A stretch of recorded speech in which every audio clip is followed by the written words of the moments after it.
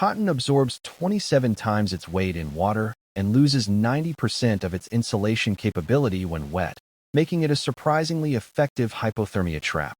Novice hikers often freeze not because they lack clothes, but because they're wet.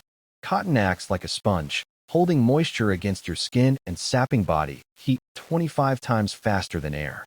We solve this with the three-layer system.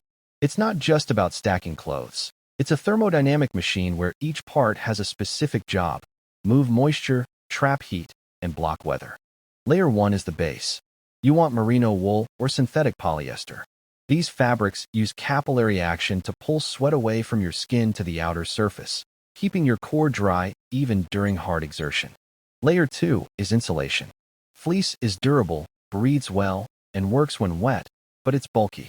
Down is lighter and has a better warmth-to-weight ratio, but it collapses and becomes useless if it gets soaked. Layer 3 is your shield. A hard shell provides total waterproof protection but can trap internal sweat. A soft shell offers better breathability for high output but will eventually wet out in a heavy storm. The biggest mistake beginners make is overdressing at the trailhead. If you're warm before you start moving, you've already failed. You should feel chilly before the hike begins to prevent sweating out your base layer. Your layering system must be active, not static. Strip the mid-layer for the uphill grind to vent heat.